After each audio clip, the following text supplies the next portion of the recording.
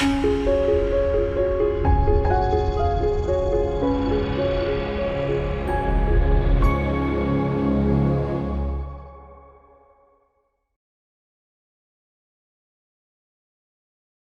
everybody!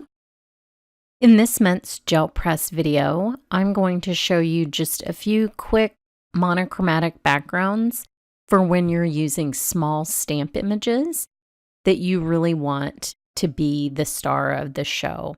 I have so many small stamps in my collection that this is a technique that I love to do with those little cute stamp images. To begin with, I have some open acrylics from Golden, and I have one of the Petites set up just on an acrylic block. I love using them just as stamps, and they adhere really well. Just make sure the backside is clean, and then you can just Brayer paint on like you normally do. Now, this adorable little balloon image is a new release today, and I have masked each little balloon with masking paper before doing this step. And I'm using just my quick stick tool to take these little clouds from Picket Fence Studios and use them as stamps to lift just a little bit of this manganese paint off of my Petite and give a cloudy background for my little balloons.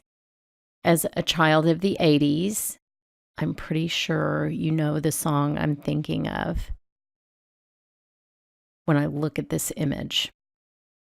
One of my favorite songs, and it means that there's only one color that I can color these balloons. So now I just take the Petite and use it just like a stamp. I love that I can see exactly where this is going to go with this somewhat transparent paint. And now I have a cute little cloudy scene. Since these are open acrylics, I can set this aside with the masking paper on it. You do want to remove the masking paper before the paint dries completely, just to reduce the risk of tearing the masking paper, but open acrylics stay wet a little bit longer, so that gives me a little bit more time than I would normally have with regular quick drying acrylic paint. Next, I have the Hexagon Petite and this adorable soft serve ice cream cone. And you'll see here, I didn't notice when I was first doing it, but you'll see that my Petite is hanging slightly off the edge of the acrylic block, which means I'm not going to get a perfect impression. But as you know, perfection is for serial killers. It's not what I'm about. So I'm completely okay with it. It's kind of amazing what you can see when you're watching a video that you cannot see when you were there in real life, putting your Petite onto your acrylic block. So I would get a slightly larger block if you were going to do this. Now I'm taking this Turnabout stamp and I'm using that to create the pattern in the background. This is so cute. Now this is ARTEZA paint. This is a little bit more opaque, but you can see, I can still see where my stamped image is through the block for positioning.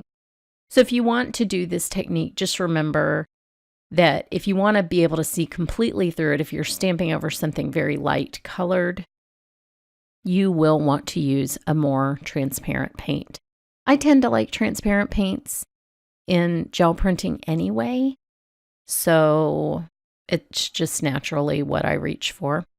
But I wanted pink this time, and I don't have really a truly kind of candy pink in a transparent medium. Now I'm using this fun version of Ultramarine. This is Ultramarine Opaque.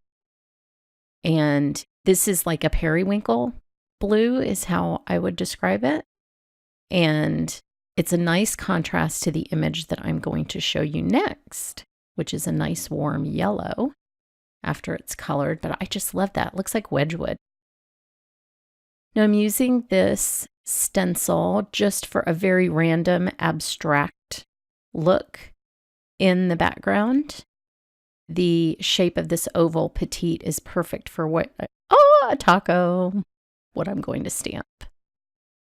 So again, this one's a little bit opaque, so as you move the petite closer to the image, you'll be able to see it a little bit better.